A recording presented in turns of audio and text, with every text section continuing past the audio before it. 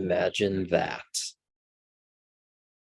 Imagine that the journey of your miraculous self inside and out.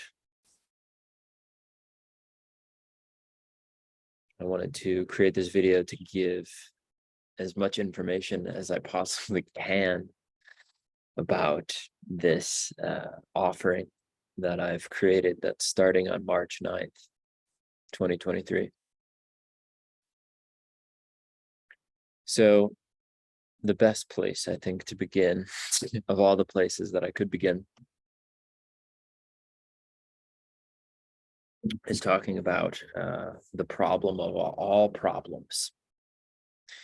The problem which is responsible for every other problem that seems to arise, the challenge of all challenges, the obstacle of all obstacles.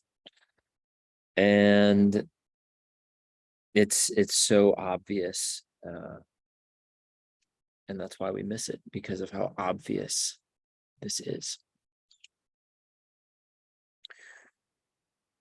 And I invite you to see if your problems come from this same place. I imagine that they do. I imagine that they do. And if they come from somewhere else, I would like to know the source that you've found, because I have found none other than this for myself and countless others of people that I've been in dialogue with. So the issue is believing that we are exclusively only a temporary mind and body. I put the word exclusively in there because sometimes in sharings or teachings like that are similar to what I'm offering, what I'm suggesting, is that sometimes people will say, you are not your mind, you are not your body. But to me, that isn't wholly, with a W, and I guess starting with an H2, wholly accurate, because we are our mind and we are our body. We're just not exclusively our mind and our body. We are so much more than our mind and our body. Some people call that the ego. I identify ego that way, as an exclusive believing and sometimes feeling. There could be feelings that come in conjunction with the thoughts and beliefs of being a separate, isolated, lonely, suffering self. So that's what the program, what this offering is all about. An inquiry, an investigation into your direct experience, into our moment-to-moment direct experience, to see if that's really true. And if it's not really true, then what are we? As the title of the program suggests, imagine that, the journey of your miraculous self. I submit that we are miracles, we are mysteries, we are this infinite, vast, full of depth being. And that's why how I began the video, how I did, is how do I talk about this? By this is the interesting thing, by me talking about it, each word is not it, because each word I'm turning into an object. And you, what you are, what we are, is beyond all objects, and yet it includes all objects. And it's for the same reason that there are those pointings like, you are not your mind or not your body. If someone is exclusively identifying as just their mind and their body, that can be a helpful pointer, in the same way that I just said it is not a word. So we will be diving into this through contemplative meditation, through dialogue, through bringing whatever it is that is going on in our life. I am a believer that our direct life experience, or the things that might be incredibly challenging to face in our life, that if we can be present, bring our presence, the light of our awareness into those areas, then the resistance has an opportunity to turn into something else, or we can see it from a different way. So the other note that I wanted to point to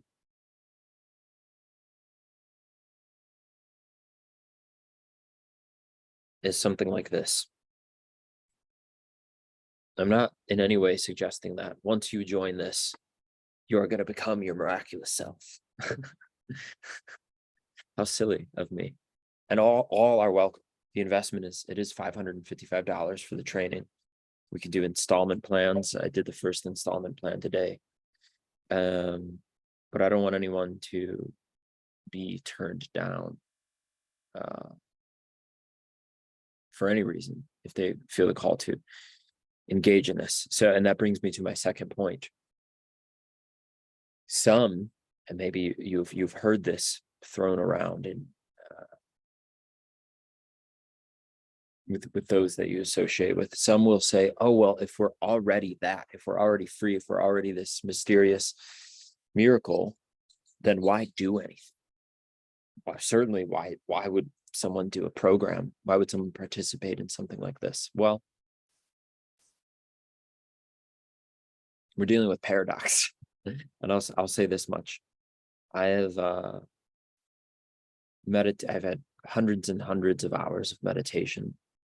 Did the math on it recently. I think it's more like somewhere in the thousands of hours of meditation. I've read books, I've talked to all these different people, gone to retreats, led retreats, had sessions as a coach, as a client, as a therapist, et cetera, et cetera, et cetera, gone on plant medicine journeys. And even though I've had all of those experiences, the pointer that I've come away with is that I already always was this, and that you too already are this. And so in order for me to remain in integrity, it's important for me to share that if anything happens in this program, I feel that it's a remembering and unveiling of who you are, of what you are already.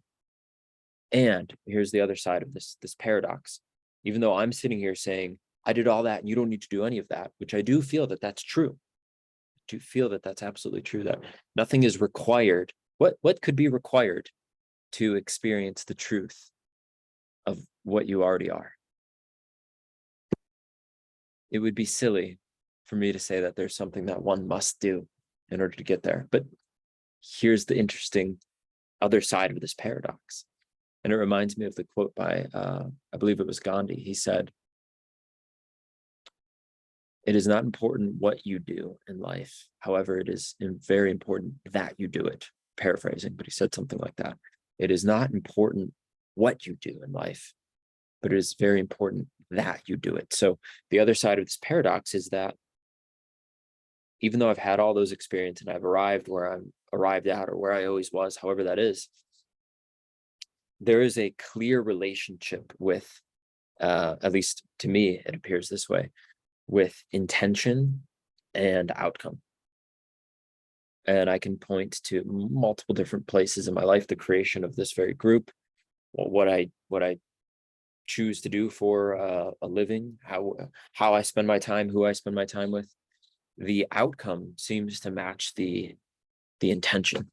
So what I'm suggesting and proposing is that by you going on this 3-month journey with me in these meetings, which can be done anywhere online, and investing in that, investing your time. What else do you really have? And on top of that, your money.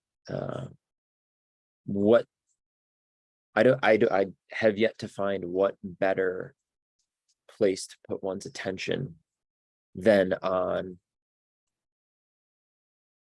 the thing that if we practice, if we look at this as a way of practicing and putting our energy and our intention into, even into surrender, what I mean by that is, if you realized you couldn't do anything to achieve or to get to this place because you already are that, well, I find it to be somewhat like a devotional prayer and a deep way of surrendering. I realize that the moment that I can surrender is when I realize that I cannot surrender. Then I can actually surrender. And so these are practices, these are investigations, and most importantly, your intention, your attention, certainly, but your intention. And maybe it's one of those things where once you buy a blue car, all of a sudden you start seeing blue cars everywhere. And maybe there's some mysterious, miraculous, synchronistic thing happening when we decide to put our energy into a place that just we naturally feel, if I focus on these things, if I give myself to this fully, that maybe I really will see that these problems, these challenges, were all self-created, or maybe that's not really what they are. And so I just want to clarify that through what I consider to be right action on a moment by moment basis, putting my attention where my love is, where my deepest meaning is found, the outcomes match that. And this is, to me, what fights. Fights is a funny word to use here because it's sort of an effortless fight. This is what fights the path of nihilism, the path of meaninglessness. And I don't mean the meaninglessness in the Buddhist way of meaninglessness. I mean a nihilistic, where people say, oh, well, it doesn't matter. That's not what we're talking about here. That's included, that arises, at least it arises in my worldview, where some people talk about that, but I feel that this is an antidote to that. And another thing to consider, which is why I was attracted to this work and why I share this work, is what Albert Einstein said. He said something like, a problem cannot be solved at the same level from which it was created. And that's the suggestion here, is the character that we have, that we think we are, or that we maybe identify with without even knowing that we're identifying. That's reaction. That's the ego at its finest, where it sneaks up on you and it's all of a sudden acting through you, and you're saying something, and then later you're like, whoa, what was that? Well, the idea here is you're not exclusively that. Or to frame it up how Einstein is saying it, if we're like a character in the movie,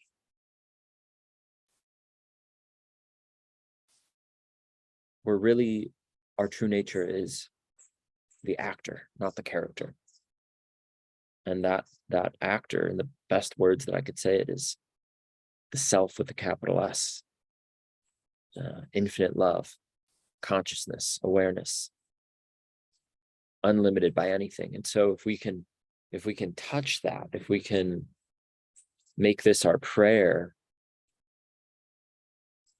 and play and be in attunement with that, then maybe the identification with the one who has the problems can loosen, and we can identify with that which we really are, which is unspeakable. And yet every word spoken is it. And this path, I want to be so clear with this, does not exclude anything. Everything is included in this path. So this is why I've had training in psychology, transpersonal spiritual psychology, and the development of somebody becoming more individuated, more uniquely their self, as well as the recognition that we are all one and that our essential nature is peace and happiness. These two things are the same path. They're not separate. I don't view those as separate. I view those as one and the same. So that is why in these sessions during the dialogue, you're free to bring into our discussions whatever you do find challenging, or wherever you do feel stuck, or and wherever you feel that you're celebrating and free, that's absolutely entirely welcomed as well.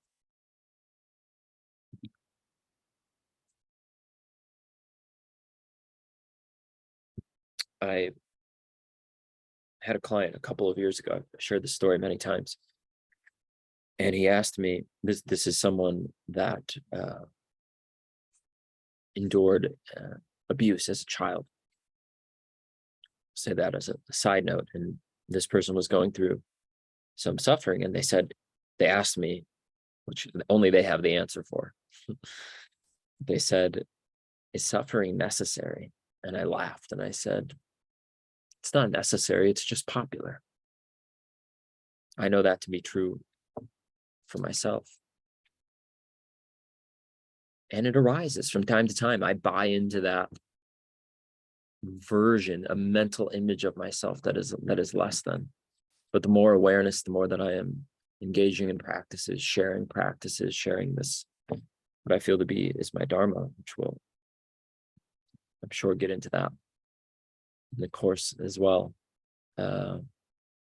That mental image of myself seems to have less and less of a grip, and I'm able to rest and be and share who I really am, what I really am, and to help others do the same. So that's it. If you want to join, I'll put the link to the I made a Facebook post about it, so I'll put a link to the Facebook post, and then in the comments to that, you'll see the link to sign up.